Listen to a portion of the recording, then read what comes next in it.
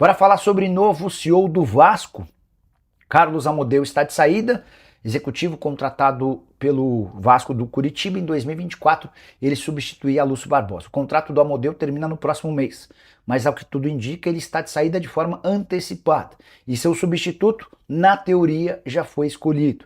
De acordo com o GE, há um acordo encaminhado com o Fred Luz, que trabalhou no Flamengo de 2013 a 2018, naquele momento de reconstrução financeira do clube, e que esteve mais recentemente no Corinthians, mas que não conseguiu trabalhar por causa da política. Importante registrar que, embora o GE praticamente crave a presença do Fred Luz, há setoristas do Vasco assegurando que a negociação não está fechada, até porque depende da aprovação de Marcos Lamacchia, o futuro dono do Vasco. Tratativas há bastante tempo entre Pedrinho e Marcos Lamacchia.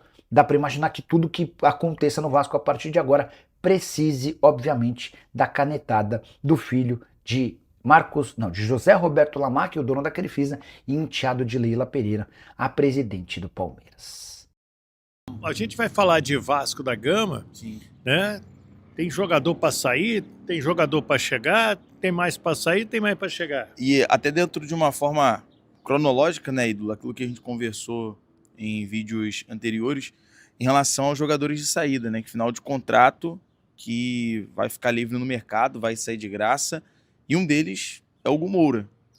Hoje até nosso Guilherme Abraão da Itatiaia trouxe a informação muito importante. Alô, Guilherme! Um abraço, Guilherme, sobre o Hugo Moura estar avançando com o clube japonês. Havia ali um empecilho em relação à questão familiar, mas pelo que parece a proposta é muito boa, está bem avançado para a saída do Hugo Moura, que é um volante, se a gente for colocar na categoria comparando os volantes do Vasco, útil. Claro que o Vasco hoje tem Cauã Barros, Thiago Mendes, que é o titular e capitão da equipe, mas o Jair ainda se recuperando, em transição no campo. Também está com contrato para encerrar. O Tietê possivelmente não deve permanecer no Vasco. Então você tendo ali o Hugo Moura, você tem uma base. A não ser que agora ele vai utilizar mais o Ramon Rick, também, né? E como zagueiro.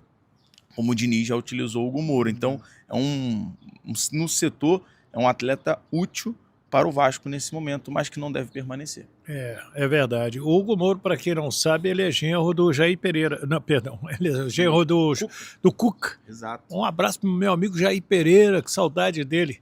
E um abraço pro Cuca. E pro Cuquinha também, doce figuras. Perfeito. E aí, se a gente lembrar, né, o Vasco em 2024, ele chega junto ali, o Alexandre Matos, uma das contratações do Vasco, não lembro agora o valor, mas por milhões, vindo ali do Atlético Paranaense, o Vasco comprou, junto a 777, e agora o jogador está saindo de graça, está bem avançado e a gente ainda não tem a janela vai dar início e o Vasco ainda não tem nenhum jogador firmado. Existem propostas, existem sondagens, especulação, mas nenhum jogador ainda para chegar certo. O único que chegou foi o Paulinho, né, que é o lateral esquerdo do América Mineiro, que foi a contratação ainda da outra janela para a lateral esquerda. Isso aí é até normal, porque como a janela só abre depois da Copa, dia 20 de julho, né, a data que abre, e hoje, o que acontece com os clubes? Só depois que bota o preto no branco, depois que assina, é que eles anunciam. Até porque se você vai, não, tô contratando o Jonathan. Por que eu não lembrei do Jonathan? Ô, Jonathan, quanto que o fulano tá te dando? Tá dando 5, te dou 10. E acaba tirando o jogador de um clube para o outro, né? Então hoje tem que fechar. O futebol está, de fato, totalmente capitalizado. Totalmente. Assim, né? Então a questão financeira e a régua subiu, né? O sarrafo subiu em relação aos clubes. Quem tem uma vantagem financeira acaba contratando os melhores. E o próprio jogador, ele quer duas coisas. Eu me lembro quando o Carlos Brasil teve que formar o time da Série B antes da chegada da SAF. Só para aquele time do Cruzeiro que subiu também, se não me engano, ele perdeu 6 ou 7 ou 9 jogadores, mas é um número grande, porque o jogador chegava para ele e dizia assim, eu sei que eu vou ganhar menos no Cruzeiro, mas eu vou receber em dia. O Vasco não tinha aquela garantia de que iria receber em dia. Então, às vezes, o jogador até aceita ganhar menos para receber em dia, para a esposa não ficar enchendo o saco no ouvido dele. É avaliado tudo, né? É? Assim, claro, hoje a gente tem informação que os salários estão em dia. E um jogador liga para o outro. Sim, e tem a estrutura também do CT, que melhorou bastante. A mulher de um liga para outra. Sim, tem a questão de... Exatamente, né? Foi muito assim com os colombianos, né? Chegado aqui no Brasil, o Rojas, o Andrés Gomes, né? O Cuesta. Você sabe da história do Andrés Gomes. Quem indicou o Andrés Gomes pro Vasco? Foi quem? O John Arias. Ah, o John Arias, né? O Diniz, é verdade. Ligou pro John bem Arias lembrado. e falou, e esse rapaz vai fazer, pô, da minha rua e tudo, encheu a bola. O John Arias, o Diniz parece que não estava convicto, né, com o DVD do Andrés Gomes, pelo que o Admar apresentou. Aí ele ligou pro John Arias foi lá e confirmou. Chancelou. Exato. E hoje são companheiros da seleção. É verdade, que legal.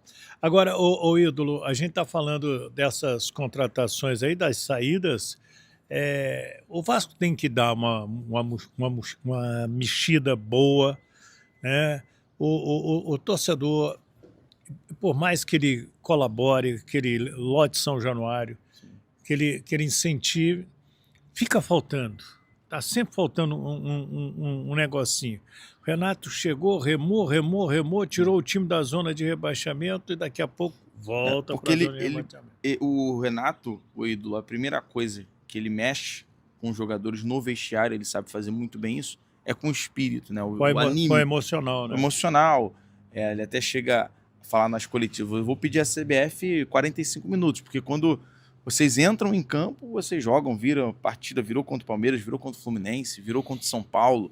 Contra os times da frente, o Vasco jogou bem, Cruzeiro. Venceu todos, pontuou em cima de todos, empatou com o Flamengo, venceu... Também empatou com o Cruzeiro no Mineirão, bateu de frente com todos. Né? Mas o time parece que desacelera. Por quê? O próprio Palmeiras lá tomou 2-0, fez 2-1. Não, estava 1-0, tava 1-0. Gol do Flaco, o Vasco virou para 2-1 em São Januário na estreia do Renato. E assim, o que acontece que parece que por haver um time reduzido, como o Renato fala, e algumas falas também do Renato acaba mexendo um pouco, aquela comparação que ele falou dos jogadores colombianos, equatorianos, acho que abalou um pouco ali o vestiário, mas independente disso, né, o Vasco precisa dar ao Renato peças. Sim.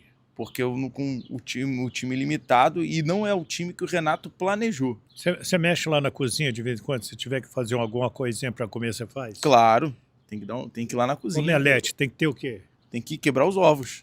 Tem que ter ovo. Exato. Então, se você não nem tiver... que você vai lá na granja para colher os ovos, ou no mercado. E time de futebol, se você não tiver jogador, você não faz time. Se não tiver, exatamente, não tiver as peças. Ainda mais agora, Copa do Brasil, pelo planejamento, entramos em mais 2 jogos na Sul-Americana dos playoffs contra o Independente Medellín. Né? Então, a Sul-Americana não tá fácil para quem vai ter um percurso, tem as oitavas contra o Fluminense, vai precisar de um time, vai precisar de boas peças. Com certeza, com certeza. É isso aí, galera. Consegui acompanhar a notícia até aqui, né? Notícia do nosso Vascão. Ficou ligado até aqui. Agradeço a vocês de coração, né? Por ter chegado até aqui. E deixa uma moral, pessoal. Se inscreva no nosso canal. Deixa o like, né? Ative o sininho de notificações. Vai nos ajudar bastante, né? Pra gente trazendo esses cortes aí do nosso Vascão todos os dias aqui pra vocês, pessoal.